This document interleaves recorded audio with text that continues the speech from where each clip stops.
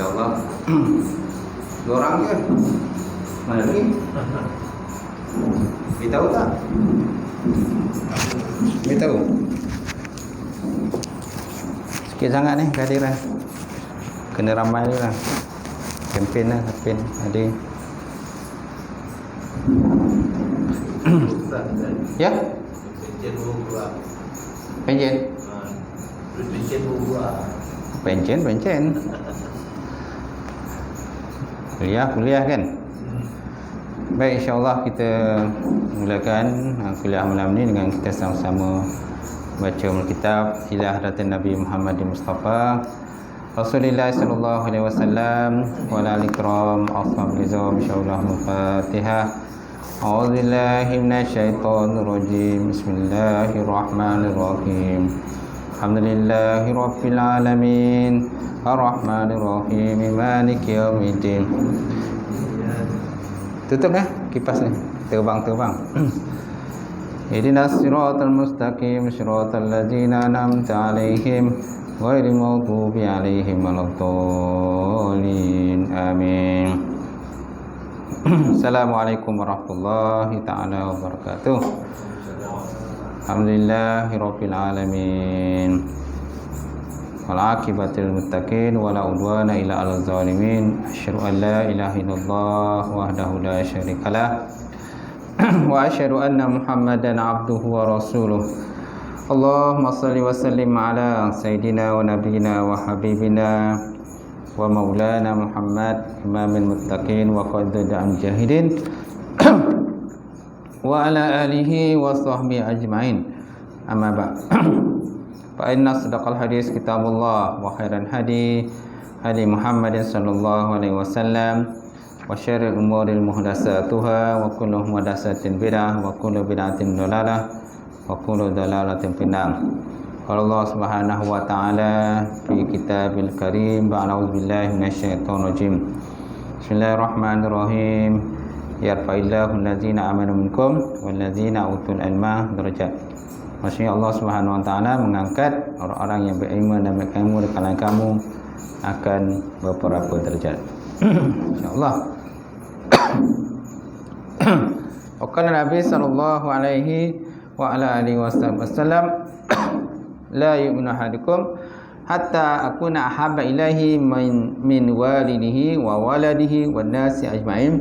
Maksudnya tidak sempurna iman salah seorang kamu sehingga aku, kata Nabi, lebih dia kasihi, melebihi kasihnya kepada ayahnya, melebihi kasihnya kepada anaknya, dan melebihi kasihnya kepada manusia semuanya. Nawaitu ta'alluma wa ta'lim wa tazakkur wa tazkir wa naf'a wa intifa' wal ifadatu istifadah wal hasa ala tamassuki bi kitabillah wa sunnati rasulih wa du'a ilal huda wa dalalati ilal khairi ibtigha' mardatihi wa qurbihi wa sawabihi Subhanahu wa ta'ala. InsyaAllah yang semuliakan Fadil Tuan Imam kita, lupa juga Tuan Bilal, seluruhnya jawatan kuasa yang hadir. Alhamdulillah, kita panjatkan puji dan syukur kepada Allah Subhanahu wa ta'ala kerana dengan limpah guna dan rahmat daripada Allah kita dapat bersama malam ini bersambung kuliah kitab Bidayatul Hidayah di muka surat 121 lah. Kitab saya 121. Katalah kitab tuan. Masih lagi dalam pembahasan maksiat kan. Cara meninggalkan maksiat. Mengumpat dari itu Kan? Jaga lidah kamu daripada 8 perkara. Pertama, berbohong. Kedua, menyalahi janji. Okay? Dan yang ketiga, mengumpat orang lain. So kita masih lagi dalam pembahasan mengumpat. Masya-Allah. Qala musannifu rahmatullah wa nafa'ana bi ulumihi fi darin amin. Telah berkata oleh musannif atau pengarang kitab, mudah-mudahan akan mendapat ilmunya insya-Allah dalam 2 negara, dunia dan akhirat. Dan apabila engkau menutupi kaibannya, kan? Dan apabila engkau menutupi kaibannya, maka Allah Ta'ala pasti akan menutupi keaibanmu. Tetapi jikalau engkau suka mendedahkan keaibannya, maka Allah Ta'ala pasti akan menyediakan lidah-lidah yang lebih tajam. Nampak? Lidah-lidah lebih tajam untuk mendedahkan keaibanmu di dunia ini. Kemudian Allah Subhanahu Wa Ta'ala akan mendedahkan pula segala rahsiamu di akhirat kelak di hadapan seluruh makhluk di padang mahsyar. Gitu. Ini peringatan lah. Peringatan oleh dalam hadis pun ada sebut berkenaan ni. Kemudian dijadikan oleh musannif sebagai salah satu daripada peringatan ayat lah yang disebut dalam kitab dia. Jadi musannif minta pada kita menutup kaibannya, kaiban orang lain lah. Dia tutup kaiban orang lain, jangan suka buka kaiban orang lain. Sebab kalau kita buka kaiban orang lain yang akan buka pula kaiban kita, kelemahan dan juga kekurangan kita. Apalagi zaman sekarang lah, kan? Zaman menggunakan internet, sosial media ni kan. Mudah sajalah. Mudah saja benda tu disebarkan. Masuk FB pula kan. Mudah sangat disebarkan. Tekan aja, klik dah. Satu dunia boleh dapat tahu lah. Sangat mudah lah kalau kita nak buka aib orang. Aib kita tak nampak kan. Sebenarnya kadang-kadang aib kita lagi banyak berbanding dengan orang yang kita aibkan. Jadi kita takut tu. Jadi kalau mana-mana perkara, berita-berita yang tak sahih, maka naklah kita selidik terlebih dahulu. Tabayun mana naklah kita selidik. Sesuai Allah Ta'ala sebut Al-Quran, ya ayyuhallazina amanu in ja'akum fasikum binaba'in fatabayyanu an tusibu qauman bijahalatin fatusbihu ala ma fa'altum nadimin.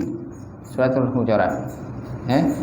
Maksudnya, wahai orang yang beriman, bila datang pada kamu seorang yang fasik, in ja'akum fasikum binaba'in fatabayyanu. Gitu. Tabayyun.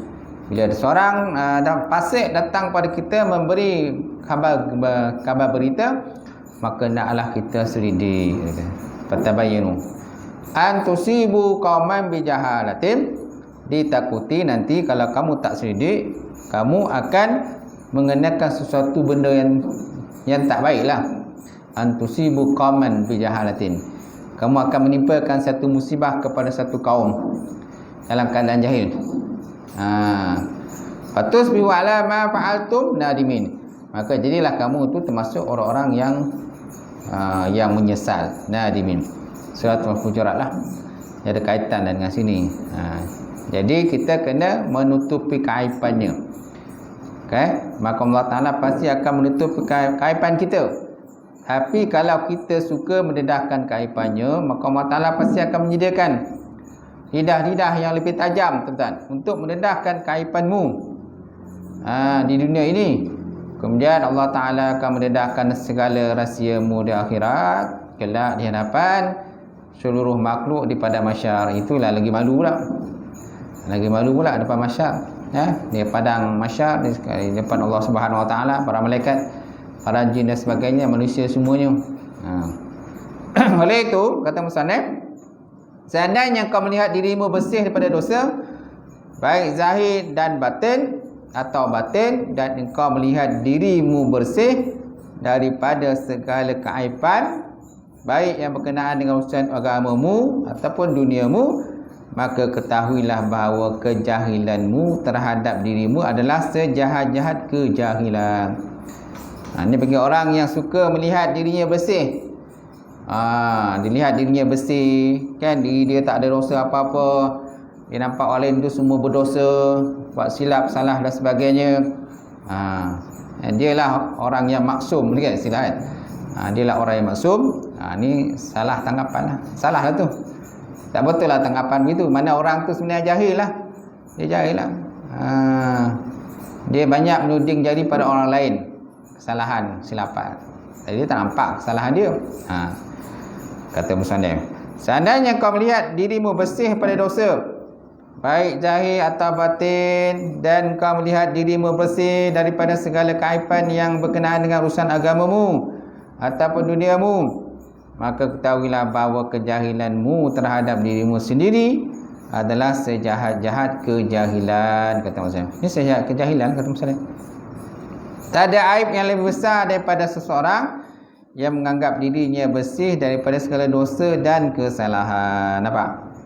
Tak ada aib yang lebih besar. Sebenarnya aib lah. Siapa yang menganggap dirinya bersih, siapa menganggap dirinya, orang kata, tak ada dosa dan kesalahan, sebenarnya orang itulah yang aib sebenarnya. Orang itulah yang jahil, tak faham. Kerana Nabi SAW pernah bersabda, kullu ibnu Adam khata'un wa khairan khata'un at-tawwabun. Kullu ibnu Adam khata'in wa kullu khata'un at-tawwabun. Setiap anak Adam tu berdosa. Setiap anak Adam berdosa. Dan sebaik-baik orang berdosa ialah bertaubat kepada Allah Subhanahu wa taala. Taubatun nasuha. Apa syarat taubat nasuha? Syarat taubat nasuha pertama, berhenti daripada melakukan dosa itu. Yang kedua, menyesal daripada melakukan dosa dan kesalahan tersebut. Yang ketiga, berazam. Pertama, berhenti daripada melakukan dosa. Yang kedua, menyesal. Kedua, menyesal daripada melakukan dosa tadi. Yang ketiga, berazam tidak akan mengulangi dosa tersebut. Ni dosa-dosa yang berkenaan dengan hubungan dia dengan Allah Ta'ala. Kalau dosa hubungan dengan makhluk, tambah lagi pula. Maka naklah dia mencari orang-orang yang dia telah aibkan itu dan minta untuk diistibrakkan, dilepaskanlah. Lepaskan daripada dosa tadi dengan cara dia meminta maaf. Kan, mengaku kesilapan, salah dia dan sebagainya. Itulah cara terbaik. Kalau orang tu dah meninggal, maka naklah dia carilah ahli keluarga dia. Kalau dia ambil atau orang tu dulu, maka serahlah pada ahli keluarga dia. Kalau ahli keluarga dah tak ada, maka naklah bersedekah dengan niat kepada si arwah, si mati yang dia telah dia ambil harta dia tadi ataupun dia telah umpatkan. Itulah macam tu. Baik. Tidak ada aib yang lebih besar daripada seseorang yang menganggap dirinya bersih daripada segala dosa dan kesalahan. Sebenarnya ketika itu Allah Subhanahu wa taala tidak mengenaki kebaikan terhadap dirimu. Masa itulah Allah Taala tak nak mengenaki kebaikan pada diri kita. Kita kena tahulah. Jangan kita ni orang kata syok sendiri dan sebenarnya terpalit dengan dosa dan kesalahan. Macam tu. Baik, kemudian jikalau dia mengenaki kebaikan pada dirimu, tentu dia menunjukkan kepadamu akan aib dirimu. Apa? Jadi kalau Allah Ta'ala nakkan kebaikan pada kita, sudah tentu Allah Ta'ala buka keaiban kita. Allah Ta'ala buka keaiban kita supaya kita dapat muhasabah diri. Kalau Allah Ta'ala tak buka keaiban diri kita pula, so maknanya peringatan pada kita lah. Peringatan pada kita supaya kita orang kata berhati-hati. Jangan sampai kita buat lagi lah kesilapan dan kesalahan itu. Banyak orang dia dah teruk, buat silap, buat salah, lepas itu tak sempat nak taubat kepada Allah Ta'ala. Tiba-tiba malaikat maut pun sampai, malaikat Israel pun sampai, tak sempat nak bertaubat lah. kepada Allah Subhanahu Wa Taala. Jadi ketika engkau melihat dirimu seorang yang bersih, maka itu adalah kesudahan daripada kejahilan. Ini semuanya bentuk kejahilan tu. Orang tak mengaji, orang tak belajar. Jadi dia menganggap semuanya diri betul. Kalau dalam bab bergaduh, contohnya bab bergaduh tu dia nak menang je. Nak menang je. Dia anggap wala ini semua salah. Kan? Dia mengaku, dia kata aku tahu serba-serbi. Daripada A sampai Z aku dah tahu semuanya. Sebelum kau cakap aku dah tahu. Sebelum kau dah cakap aku dah tahu dah. Kau tak payah cakap aku dah tahu dah. Macam dia kasyaf lah. Dia tahulah semua. Dia lah, dia mengaku dirinya betul, orang semua tak betul. Itulah tu. Jadi kita kenalah perbaiki diri kita daripada kesemasa kita perbaiki. Dan taubat yang sebenarnya. Nasuha, taubatan nasuha kan. Taubat yang sebenarnya taubatlah. Kita ni banyak dosa dan kesalahan. Tapi dosa ni lebih pada dosa besar lah sebenarnya.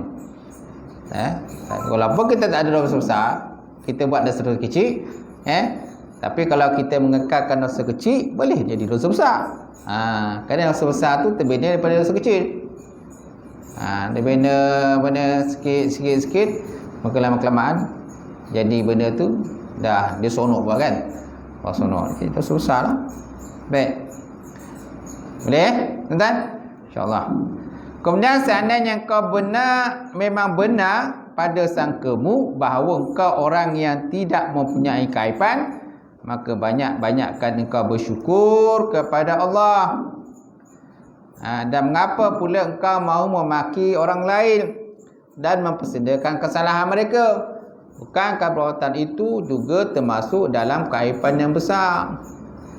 So kalau kata maksudnya, kalau kita rasa dah kita ni bersih, tak ada dosa, banyak akan bersyukur lah. Banyakkan bersyukur. Tapi memanglah kita tak ada. Kalau katakan tak ada dosa, tak boleh. Kerana kita bukan para Nabi. Kita bukan Nabi, bukan Rasul. Tak salah pada tak buat salah secara zahir, secara batin kadang kita dah salah. Hati kita lah kadang ada sifat-sifat mazmumah pun dosa juga. Sifat-sifat mazmumah kan, dengki, khianat, lepas tu tak redha dengan qada Allah Ta'ala kan, ini pun salah satu dia. Tak tahan dengan ujian. Tak tahan ujian, maka dia marah pada Allah Ta'ala. Ya Allah, kenapalah kena pada aku aja? Kenapa tak kena pada orang lain? Kenapa tak kena pada orang lain? Kenapa kena pada aku sahaja? Jadi tak adil lah pada Allah. Mana dia kata Allah Ta'ala tak adil tu, tu pun dah satu kesalahan dia. Kesilapan. Dia dah kerja, ataupun dia kerja siang malam aku kerja, tapi tak kaya-kaya pun.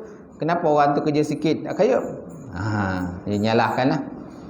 Nyalahkan takdir Allah Subhanahu Wa Ta'ala. Sebabnya kita kena berhati-hatilah.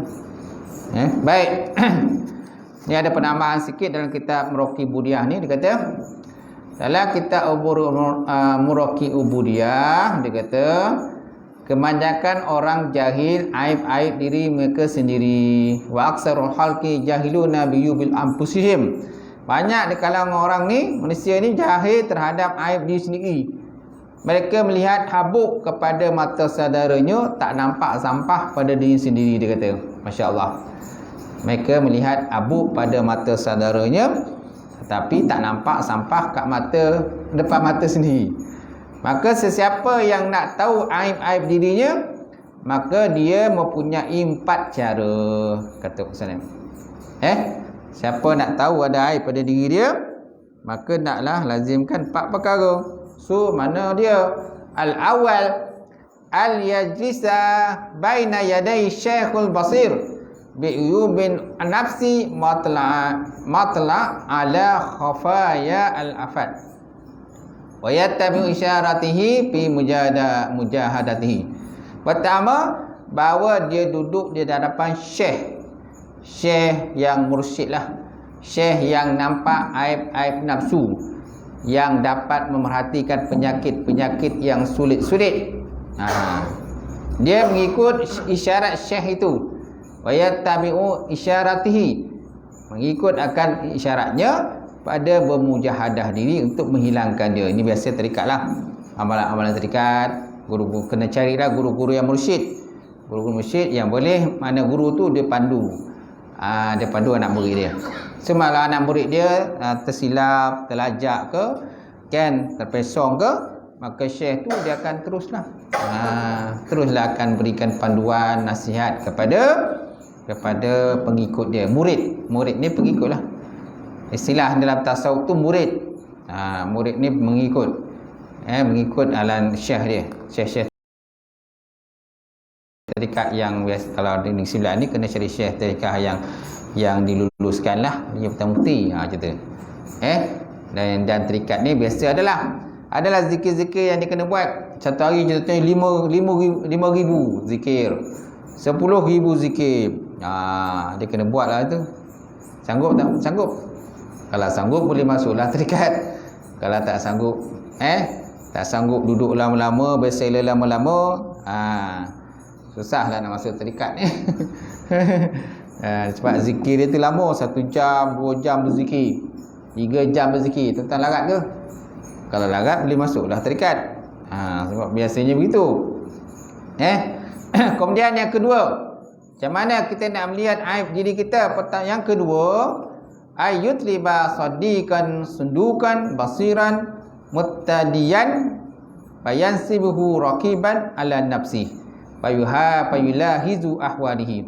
Dia kata yang kedua, dia kena mencari kawan yang bersikap benar, yang tajam pandangan hati.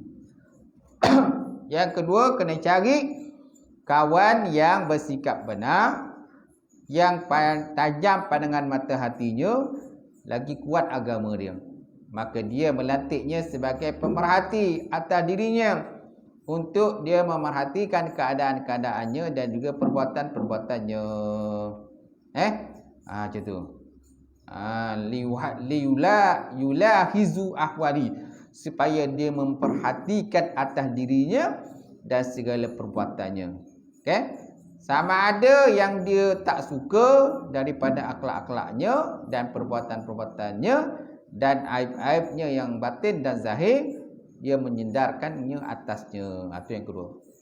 Cara kita nak tengok aib kita, lantik seorang lah. Lantik seorang lah yang tuan boleh percaya, lantik. Supaya dia selalu tengok diri kita, dia scan diri kita kan. Mana yang kita terlajak ke, terlanjur ke, tersilap ke dan sebagainya. So dia boleh ingatkan kita lah. Boleh ingatkan kita.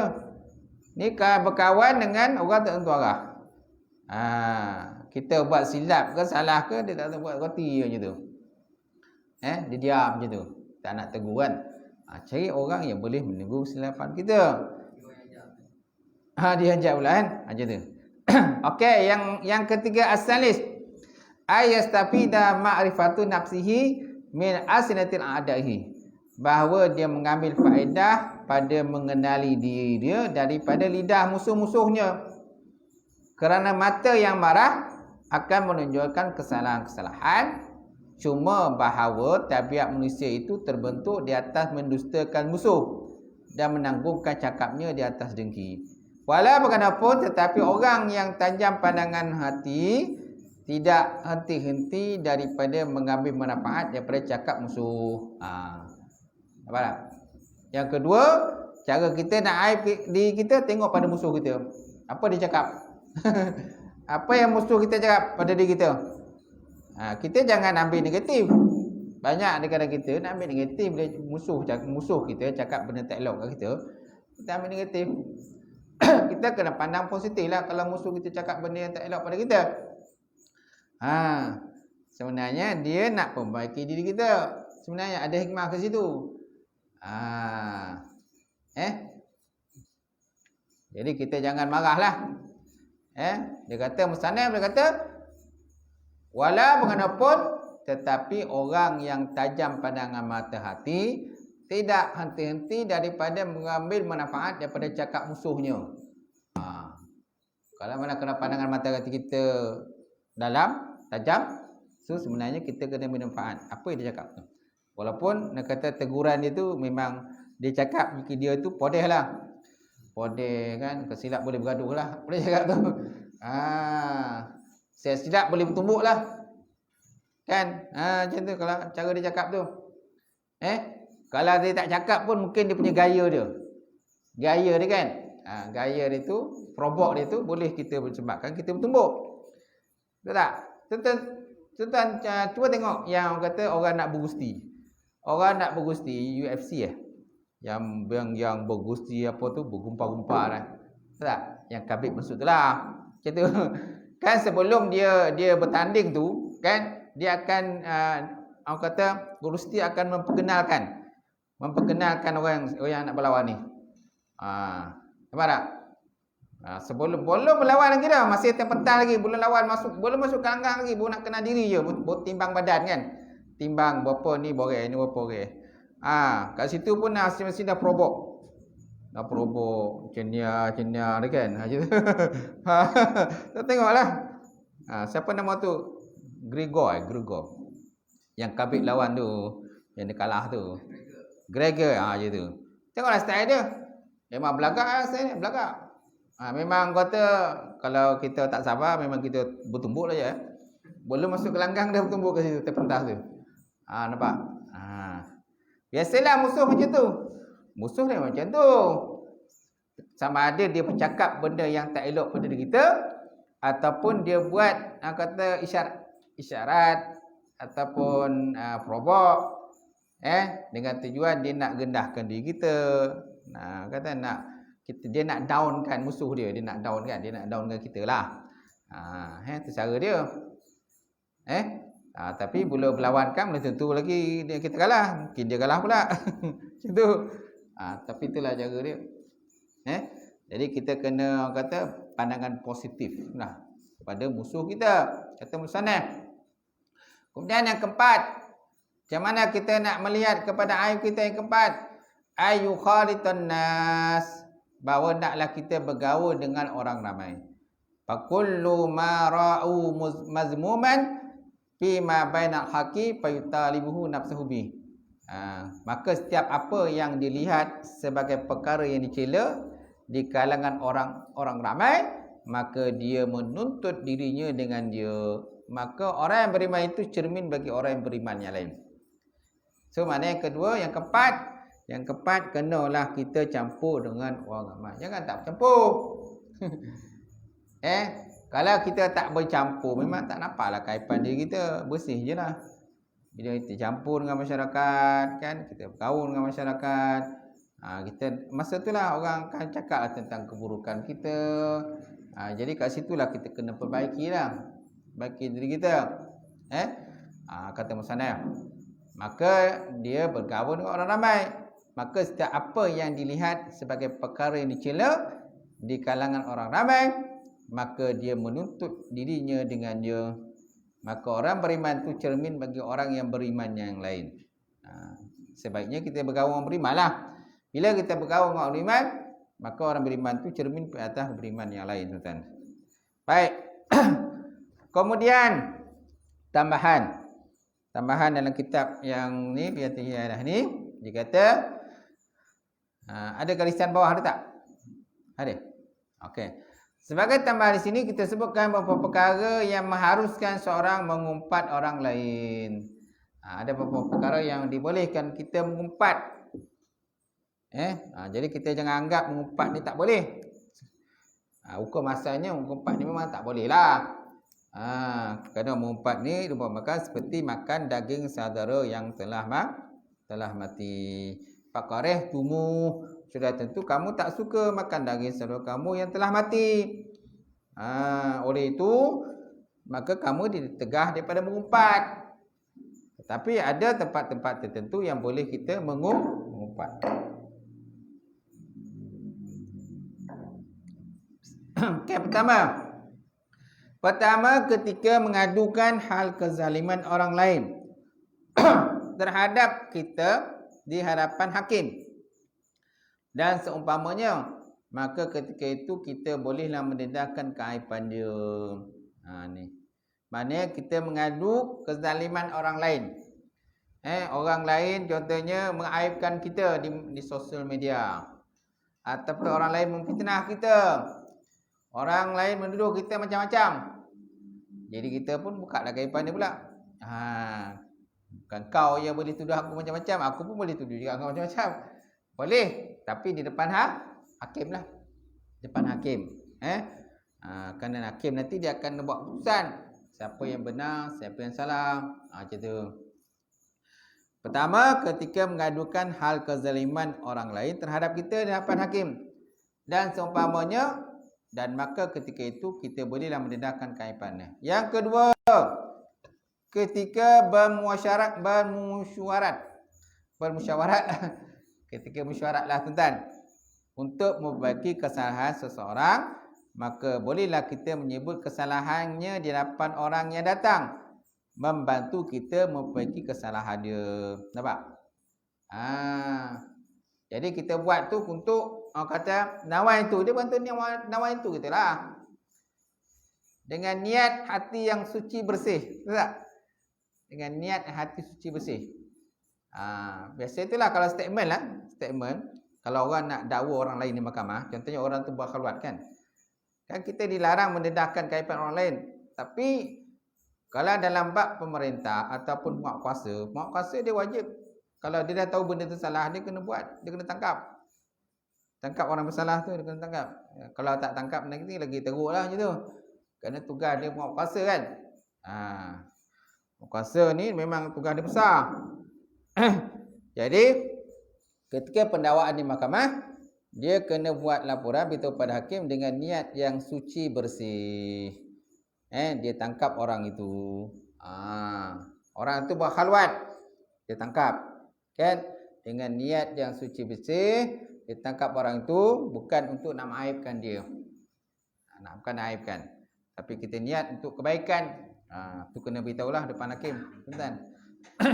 Baik.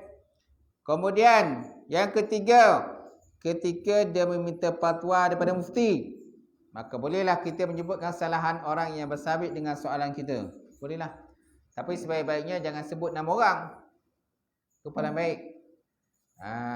Jangan sebut nama individu. Sebaiknya kita rahsiakan nama orang itu adalah seseorang itu. Datuk dia kata adalah orang ni. Datuk kata tanya siapa dia? Adalah orang ni. Jadi tak dedahkanlah nama orang itu. Itu yang paling baiklah. Baik, kemudian keempat, ketika kita memberi amaran kepada orang ramai supaya mereka tidak terikut-ikut dengan seseorang yang melakukan perbuatan yang salah, maka terpaksa kita menyebutkan kesalahan orang yang berkenaan supaya orang ramai jangan tertipu dengannya. Nampak? Ini pun boleh jugalah. Kita ceritakan keaiban orang itu di depan orang lain dengan tujuan supaya orang ramai jangan terjebak, jangan ditipu oleh dia. Kita dah tahu dah kan, si I ni memang kaki penipu. Jadi kita pergi jumpa orang ramai menyatakan si I ni penipu, memang dia penipu. Apa tujuannya kita ceritakan keburukan dia menipu tadi? Supaya orang ramai jangan kena tipu. Supaya jangan orang ramai jangan kena tipu. Bolehlah ceritakan. Baik, yang kelima, ketika menyebut seseorang yang telah dikenali dengan aibnya, seperti kita menyebut seseorang yang masyhur dengan nama Mat Pincang, Mat Serong kan. Mat, orang kata apa macam-macam mat lah. Mat botak, mat sengit, mat bengkok ke apa dan sebagainya kan. Jadi itu nama tu memang dah famous lah. Dah famous dengan dia. Dan dia pun tak kisah pun kalau dipanggil mat botak ke, mat sengit ke, mat bongok ke apa dan sebagainya, dia tak kisah dia. Dia sukalah. Malah itu pun mungkin salah satu tanda lah kita nak kenal orang itu. Apalagi dalam kampung tu memang banyak mat.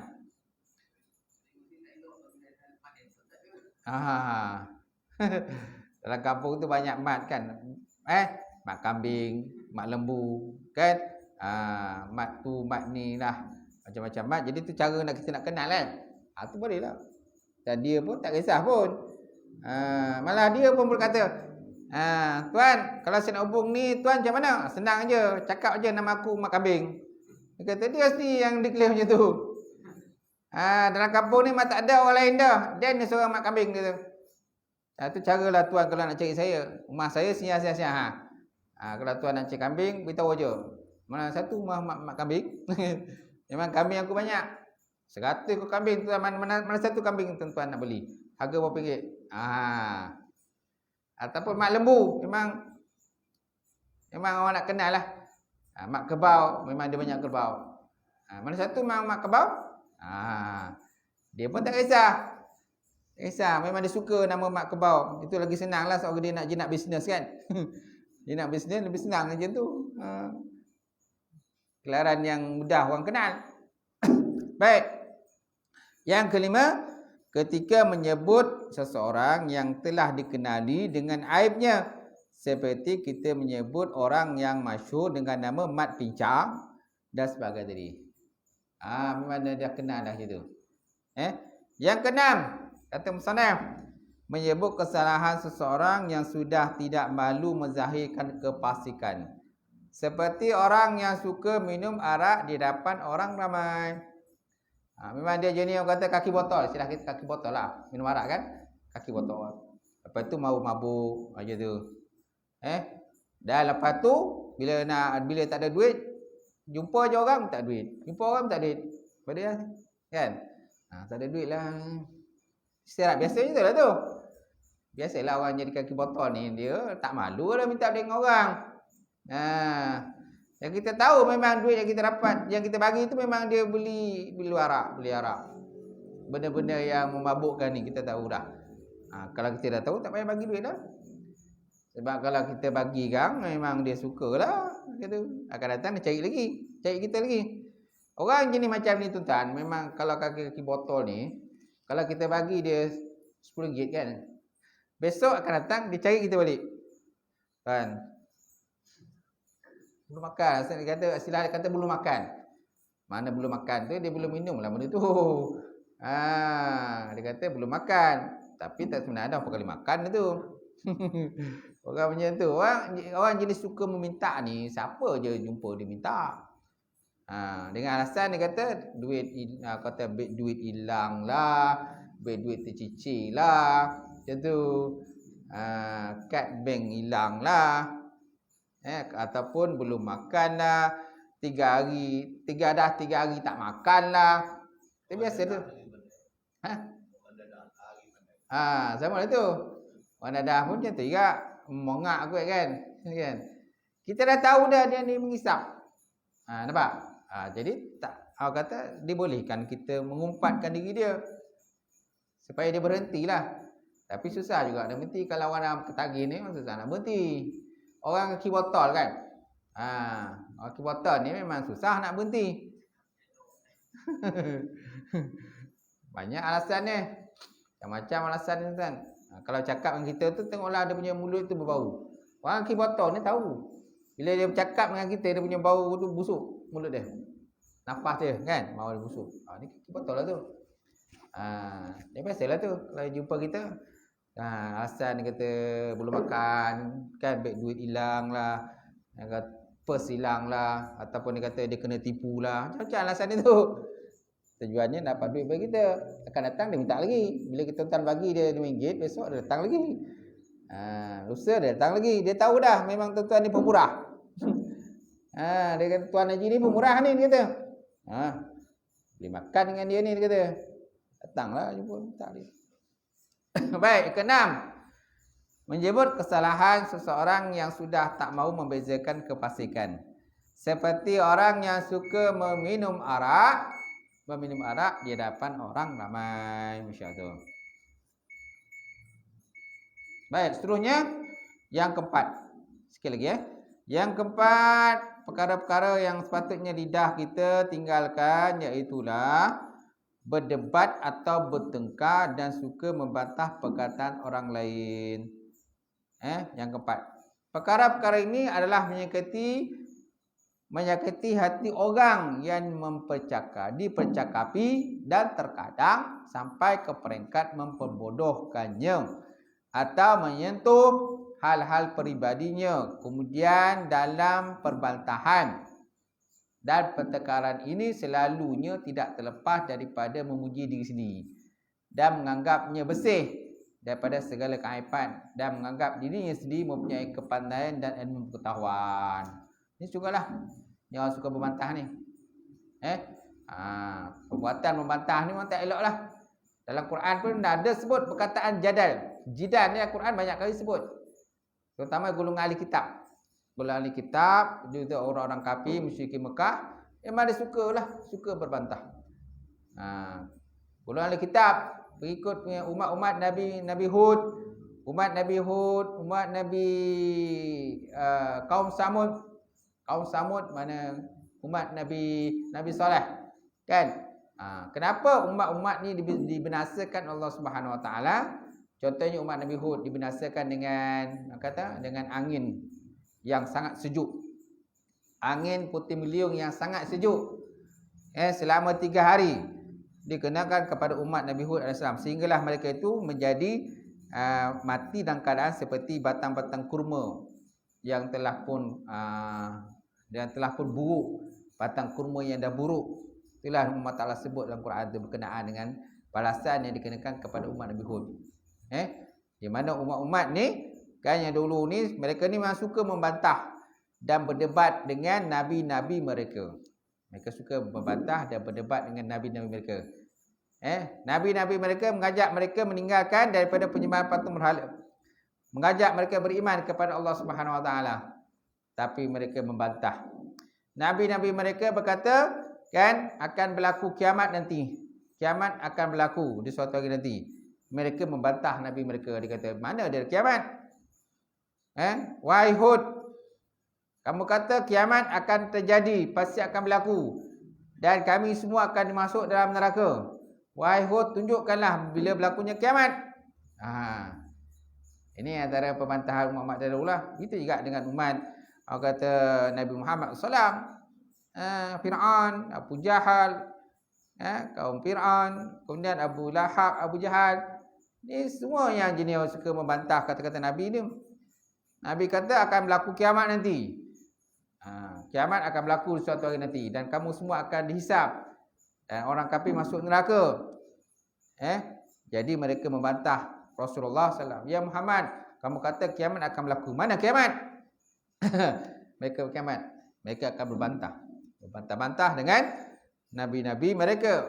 Masuklah Rasulullah SAW aja tu. Cuma berbantah ada 2 jenis.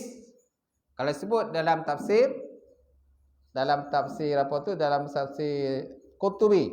Dalam tafsir Qurtubi dia kata berbantah ada 2. Satu, berbantah untuk menegakkan kebenaran, menegakkan Islam, menegakkan syariat, itu dibolehkan.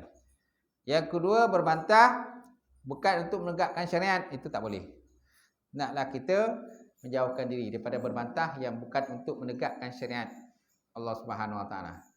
Kalau berbantah untuk menegakkan benda yang kata untuk mengajak beriman kepada Allah, itu dibolehkan berbantahlah. Itu sebut Imam Qurtubi dalam tafsir dia.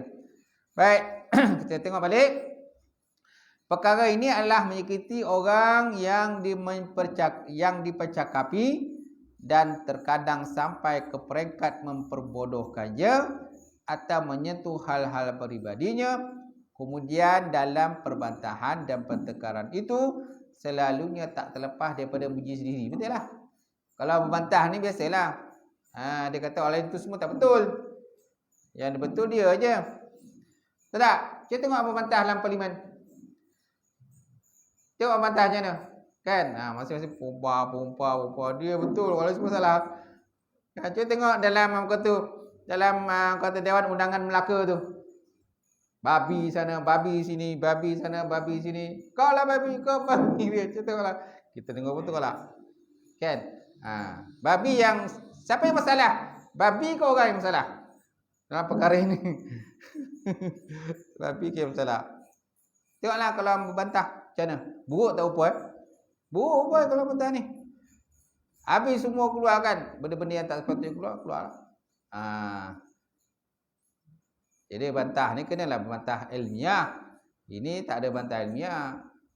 Style orang Melaka bantah macam mana?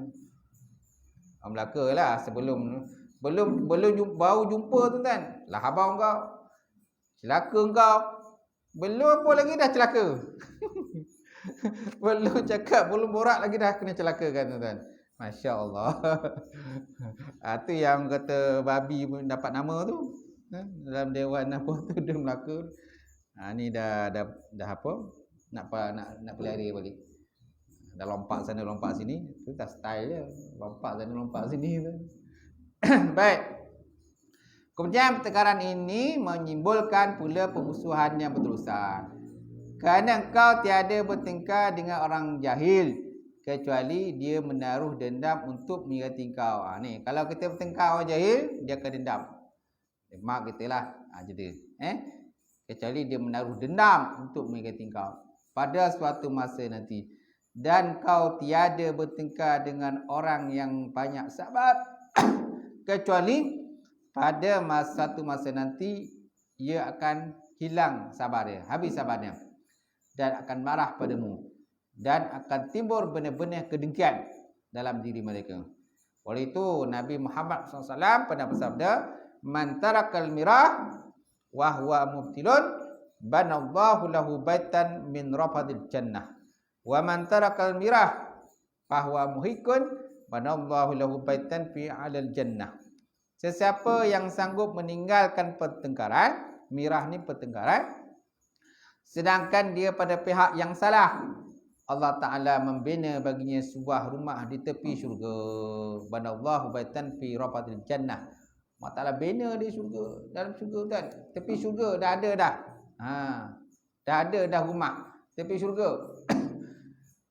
Wa man tarakal mirah, barang siapa yang meninggalkan mirah, mana mirah ini ialah bertengkar, wahwa muhikun, padahal dia di pihak yang benar, kan, banallahu lahu baitan fi al jannah, maka Allah Taala binakan bagi dia pula syurga, akan rumah dalam syurga pula, dalam syurga kan dapat rumah.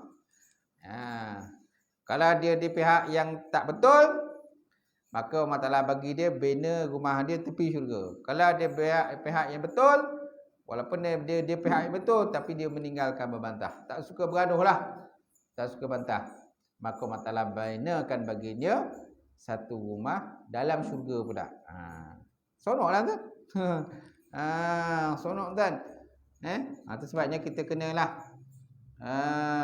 meninggalkan daripada berbantah-bantah ni, berjidal. Jinan ni berbantah, bergaduh, sampai akan keluarlah benda-benda tak sepatutnya. Kita tengoklah orang berbantah macam mana. Aib kan? Aib. Kita pun kadang-kadang malulah tengok. Kita kalau boleh pun nak lari. Tak nak duduk kat situ. Kalau orang ni membantah, si A membantah dengan si B, kan? Si B membantah dengan si C. Depan kita pun malu. Kita pun kalau boleh nak cepat-cepat keluar lari dari situ kan. Malu kita tengok. Tak apa benda cakap. Mengumpat sana kan. Mulut pun celupar. Okey tuan-tuan, sekadar itulah perbincangan kita pada malam ini. InsyaAllah akan datang kita sambung lagi. Dan janganlah kau tertipu dengan hailah syaitan. Wallahu a'lam bissawab.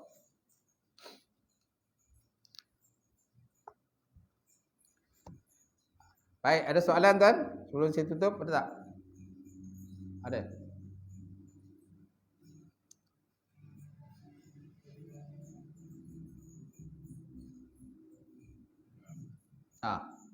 Ada. Cara tuan tu macam tuan nak cakap sesuatu. Betul lah, insyaAllah. Kalau datang kena Ustaz Hafiz kena usahalah kita carikan jemaah kita ni. Tambah lagi jemaah kan. Macam tu. Kalau tidak kan dalam laporan tu 4 orang lah. Laporan klaim Ustaz Hafiz 4 orang. Kena ramai kan. Saya rasa ni surau yang paling sedikit pelajar sini lah. Paling sedikit pelajar. Pada lain tu ramai-ramai. Baru ni pun saya kuliah. Yang terbaru saya dapat mengajar di Masjid Jijan. Dia jemputlah Masjid Saidina Abu Bakar Jijan. Terbarulah. Tengah malam jemaah dia. Orang lama-lama lah atau Tayan mai. Jadi jauh. Banyak tempat lah. Tapi sini kira yang sedikit lah sekarang ni. Hari tu ramai, ada perempuan pun ramai. Naiklah ranking tu. Sekarang ni ranking dah turun. Ranking dah turun lah. Kena buat sesuatu lah supaya ditambahkan lagi jemaah kita. Dia tahu kan supaya dapat hadir. Perempuan pun dah boleh hadir dah. Perempuan dah boleh hadir mana-mana pun tempat pun. Perempuan dah boleh hadir dah. Macam tu. InsyaAllah. Tadi saya ke tampil. Ngaji kuliah tampil. Kenaan Abdul Rasul tadi. Pun ramai juga jemaah. Siap makan-makan lagi. Siap siap tapau lagi tu. Ustaz, tapau Ustaz. Dah makan tapau lagi macam bekalan ni buat balik. Meriah. Kena meriahkanlah surau kata meriahkan. Bila meriah tu nampak seronok kan. Kalau tak meriah tu macam tak seronok. 2 orang, 3 orang lah. InsyaAllah. Boleh tu. Allah Ta'ala insyaAllah. A'udzubillahi minasyaitonir bismillahirrahmanirrahim. Alhamdulillahirabbil alamin. Salatu wassalamu ala syafi'il mursalin wa ala alihi washabbihi ajmain. Allahumma zidna ilman nafi'a wa yaqina as-sadiqa wa ala mutaqabbala rizqan halalan mubarakatan katsira. Wasiyana fatai alim lawlana qulubana bidur ma'rifataka wa tahna ta'alifin. Allahumma faqina bidin. Allahumma faqina bidin. Allahumma ja'al hadza jam'an marhuma wa tafarruqana min ba'di tafarruqan ma'suma. Rabbana iftah bainana wa baina qaumina bil haqq wa antal fatihim. Rabbana ighfir lana dzunubana wa kafir 'anna sayyi'atina wa tawaffana ma'al abrar. Rabbana ma wa'adtana la rasulika wa la tuzina yaumil qiyamah innaka la tukhliful mi'ad. Rabbana atina fid dunya hasanah fil akhirati hasanah wa qina azabannar. Walhamdulillahi rabbil alamin. Taqabbalallah.